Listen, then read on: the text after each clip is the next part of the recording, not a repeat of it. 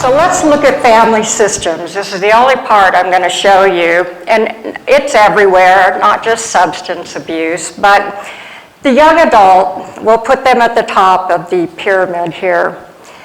Generally, males align with their mom, and females will align with their dad. When you need the alignment between dad and mom, even if they're not married, you need to face a substance problem as a united front. And it often produces extreme marital stress. My son today, he's 26, will still call me about something, and I will say to him, I bet your dad has some really good ideas about that. And I force him to go across the pyramid and talk to his dad first. But I didn't always do that.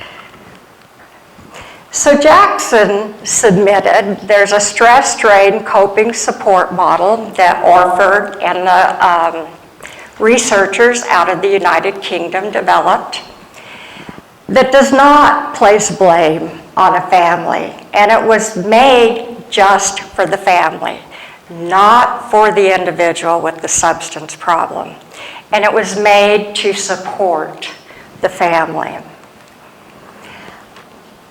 The stress-strain coping support model predicts that families are doing the best they can in the moment, in a midst of very difficult circumstances.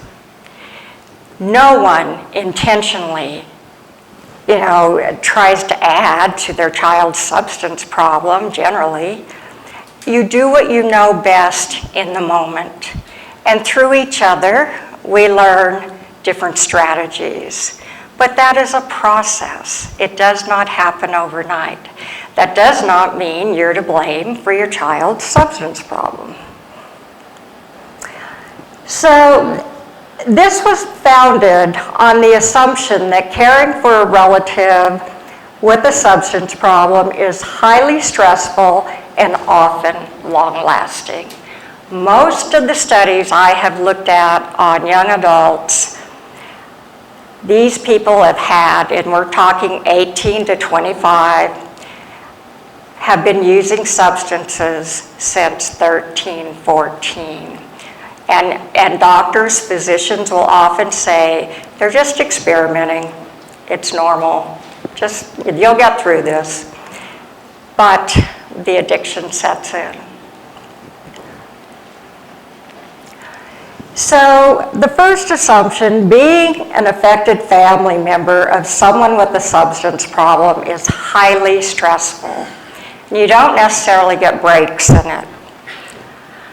The second assumption is that high levels of stress will produce physiological or psychological strain. Remember the bridge. You can't keep up with it.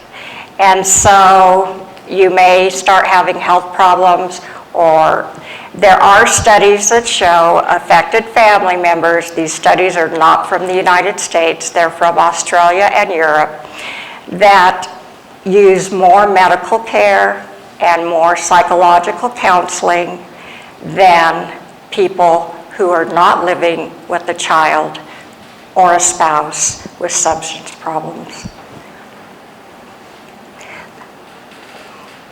The third assumption is that if you can get some effective coping strategies, that will lessen the amount of strain you're under. And again, that's a learning process. We learn from each other all the time. It doesn't happen overnight, but thank you for being here today, because it shows that you're learning, I'm learning, anybody here, we're going to learn from each other. The fourth assumption is that if you can find good social support where people can talk to other people of similar circumstances without feeling judged, that they will get better.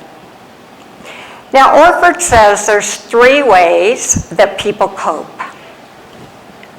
The fourth assumption, here it's not easy to see, but here's the relative They put stress on the family. That develops into strain.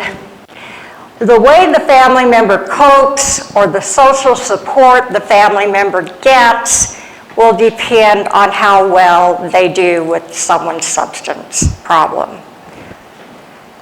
So there's 3 types of coping. The engaged coping style, and boy, I did this for a long time. Ask Jeremy, ask Josh. You try to control the behavior of the individual with a substance problem. I'm going to take your phone away from you, the car, blah, blah, blah, blah, blah. I'm only going to give you $2 at a time, or whatever. And then, if it doesn't work, you can become quite assertive or just have a meltdown. And this is what we see a lot, parents screaming at or kids screaming back. And while all of that is normal, it doesn't help in the long run. Tolerant inactive. Now, Orford says this is in a lot of cultures where the female is expected to be the caregiver. He saw this in Mexico, in India.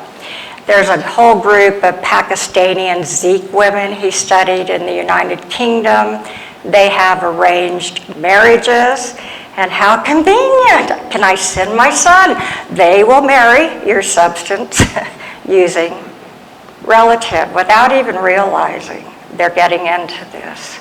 But it is their duty to stay married, and it is their duty to care.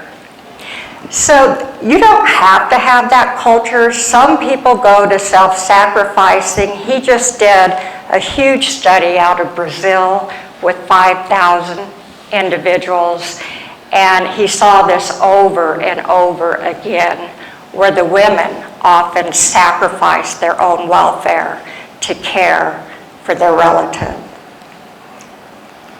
The 3rd type of coping he calls withdrawal coping. That's when you pretty much say to your family member, I love you. I will always help you, in the sense, if you need detox, I'll drive you there. I may not pay for it, but I'll drive you there. I'll help you arrange it. I'm in your corner, but I'm not giving up my health and my mental welfare for you.